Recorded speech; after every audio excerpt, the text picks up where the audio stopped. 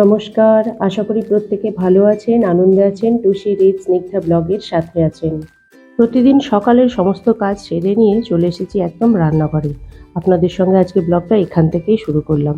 এই যে এসেই চা বসিয়ে দিয়েছি আর একটু সঙ্গে জলখাবার নিয়ে নিলাম, মুড়ি আর সঙ্গে নিলাম বাদাম ভাজা। মা আর আমার দুজনের একসঙ্গেই নিয়ে নিলাম।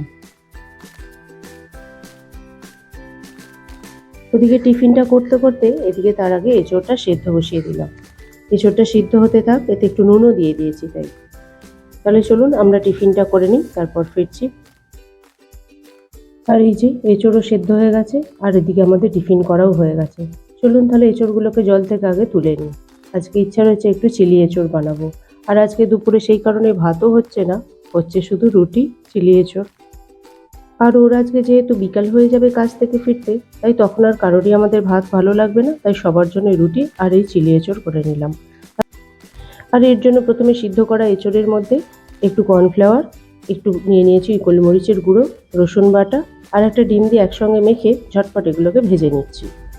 আর হ্যাঁ, আপনাদেরকে বলতে ভুলে গেছি, এর মধ্যে স্বাদ মতো নুনও দিয়ে দিয়েছি। আর আগামীকাল যেহেতু দোল উৎসব, আপনাদের প্রত্যেককে দোল উৎসবের আগাম শুভেচ্ছা জানালাম। আর এর জন্য আমরা প্রস্তুতিও শুরু করে দিয়েছি। যদিও এটা গত দিন থেকেই শুরু হয়েছে, তবু আজকে একটু আপনাদের সঙ্গে শেয়ার করি, আজকেও একটু প্রস্তুতি নিচ্ছি। তবে যতটা প্রস্তুতি নিতে পেরেছি ততটাই আপনাদের সঙ্গে শেয়ার করব। তাহলে আপনারা দেখতে থাকুন ব্লগটি। আর এদিকে আপনাদের সঙ্গে কথা বলতে বলতে অনেকগুলো এঁচড়ই ভাজা হয়ে গেছে। চলুন পরের ব্যাচটা তাহলে দিয়ে দিই ঝটপট। দোল উৎসব মানেই তো খাওয়া দাওয়া, রং খেলা আর দেদার আনন্দ।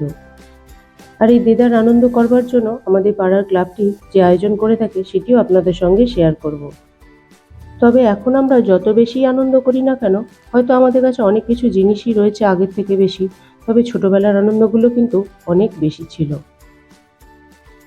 আর এদিকে আর একটা ব্যাচও ভাজা হয়ে গেছে, তুলে নিচ্ছি। আর অল্প কিছুই রয়েছে, সেগুলোকেও ঝটপট ভাজা করে নিই। তবে জানেন, এই মুহূর্তের আনন্দটা কিন্তু আর একটু অন্যরকম। কেননা যেটুকুই আনন্দ করি না কেন সেটা আপনাদের সবার সঙ্গে শেয়ার করে নেব।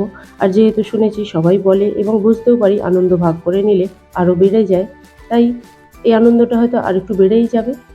এই যে সব ভাজাও হয়ে গেছে আর বাকি ভাজা তেলটা নামিয়ে নিয়েছি, দিয়ে এই যে পরিষ্কার তেল দিয়ে তাতে পেঁয়াজ দিয়ে একটুখানি ভেজে নিচ্ছি।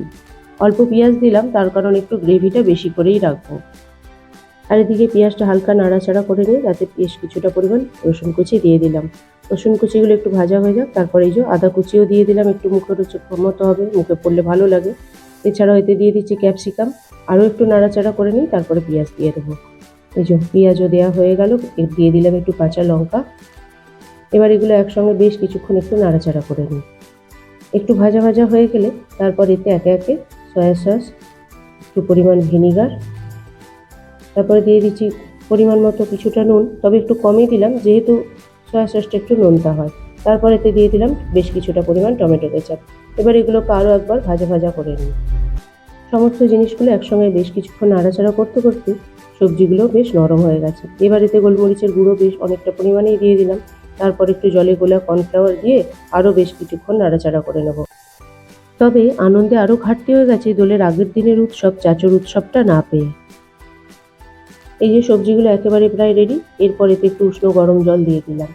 দিয়ে এবার এটা ফুটে উঠলে তারপর এর মধ্যে এঁচড়গুলো সব মিশিয়ে দেবো।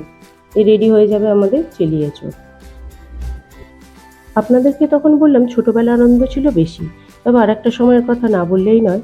বিশেষ করে আমার ক্ষেত্রে যখন আমি মাধ্যমিকের পর উচ্চ মাধ্যমিকের সময় প্রথম কোচিংয়ে গেলাম, তখন ওখানে গিয়ে দেদার আনন্দ হতো এই দোল উৎসব উপলক্ষে। ওদিকে চিলি এঁচড়টা হয়ে গেছে আর আমি চলে এসেছি। এই যে আপনাদেরকে একবার দেখাই কী কী পেট পুজোর আয়োজনটা করা হচ্ছে। এই যে দই, সঙ্গে নিয়ে এসেছে একটু পনির। ওদিকে মাংসটা তো নিয়ে এসেছে, সেটা ধোয়া হয়ে গেছে, আমার তুলেও রেখেছি ফ্রিজের মধ্যে। আর এই যে নিয়ে এসেছে বাসমতি রাইসের একটা প্যাকেট, তার সঙ্গে বিরিয়ানি মশলা। আর এই মিঠা আতরটা শেষ হয়ে গেছিলো, তাই এই ছোটো জায়গাটাই নিয়ে এসেছে দেখছি। আর নিয়ে এসছে এই যে এক প্যালেট কোল্ড ড্রিঙ্কস। এটা অবশ্য লাগবেই, কেউ যদি বাড়িতে আসো এই ছোটো বোতল যেহেতু দিতে সুবিধা হয়। আর চলুন একবার আপনাদেরকে দেখাই এখানে কি আয়োজন শুরু হয়েছে। এই যে আপনারা হয়তো দেখতে পাচ্ছেন, এই যে প্যান্ডেল বাঁধা শুরু হয়ে গেছে। চলুন আপনাদেরকে এখান থেকে নয় একবার ছাদে নিয়ে যাই, ছাদ থেকে দেখতে সুবিধা হবে। দাঁড়ান, এখান থেকে একবার ক্যামেরাটা জুম করি। এই যে দেখতে পাচ্ছেন কি সুন্দর ছাতার মতো করে রঙিন কাপড় দিয়ে সাজানো হচ্ছে প্যান্ডেলটা। তবে এই যে ছাদে চলে এসেছি, চলুন একবার। তবে এখান থেকেও খুব ভালো দেখা যাচ্ছে না, গাছগুলো তাদের নতুন সবুজ পাতা মেলে বসন্তকে আগমন করে নিয়েইছে। তবে খুব ইচ্ছা রয়েছে আমার সঙ্গে আপনাদেরকেও একবার নিয়ে যাব এই প্যান্ডেলের ভিতরে, আমরা কিভাবে দোল উৎসব উদযাপন করি তা দেখানোর জন্য।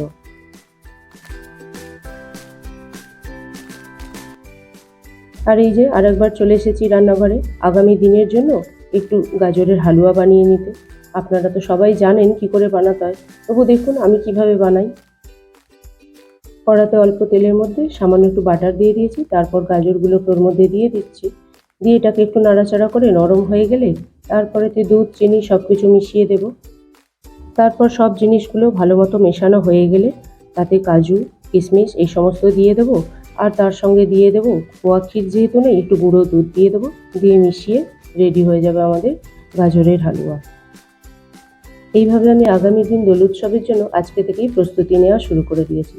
তবে এখনও অনেক কিছু জিনিস আনারও বাকি রয়েছে, যেগুলো এসে যাবে সেগুলো হয়তো আমি আপনাদের সঙ্গে দোলের দিনেই শেয়ার করে নেব। আর আগামী দিন যেহেতু উৎসবের দিন, তাই আর রান্নাঘরে বেশিক্ষণ সময় দিতে ভালো লাগবে না, তাই এই ব্যবস্থা করা। আর এদিকে মাংসটা যেহেতু তখন বললাম ধোয়া হয়ে গেছে, তারপর ওটাকে ম্যারিনেশন করেই একদম ফ্রিজে রেখে দিয়েছি, যাতে আগামী দিন তাড়াতাড়ি সকালবেলা বিরিয়ানিটা বসিয়ে দিতে পারি। আর এই রেসিপিটিও আপনাদের সঙ্গে অবশ্যই শেয়ার করব। আগে কিন্তু আমরা যাকেই সামনে পেতাম তার গায়েই রং দিতে পারতাম, এবং তিনিও সেইটাকে খুব আনন্দ করেই নিতেন, যেটা এখন আর হয় না। আমি তাহলে এইভাবেই গাজরের হালুয়া বানাতে থাকি, আপনারা থাকুন আমার সাথে।